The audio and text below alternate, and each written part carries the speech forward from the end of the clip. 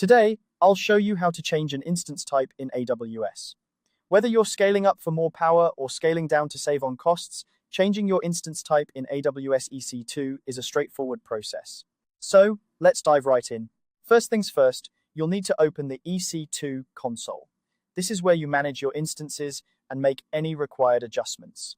Once you're in the console, look over to the left navigation sidebar. Here, you'll see a list of options. Go ahead and click on the one labeled Instances.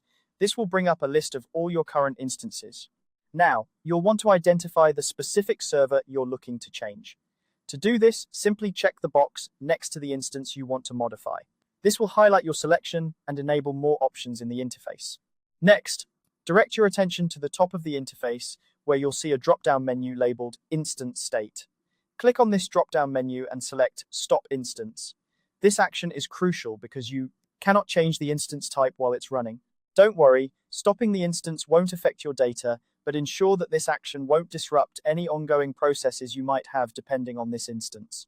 Once your instance has stopped, head over to the top right of the console. You'll see another drop-down menu labeled Actions. Click on it and then hover over the Instance Settings option. A submenu will appear. Here, you'll want to select Change Instance Type. This is the section where you can alter the configuration of your instance to better suit your needs.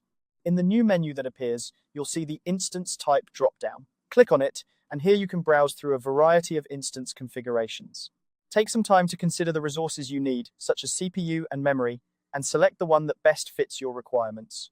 Once you've made your choice, click on the orange Apply button to save your new configuration. After applying the changes, you'll need to restart the instance. This is done in the same Instance State drop-down where you stopped the instance earlier. Simply select Start Instance to get it back up and running with the new configuration. And there you have it. You've successfully changed the instance type in AWS. Remember that the change may affect your billing, so it's a good idea to monitor your usage and ensure it aligns with your budget and performance needs.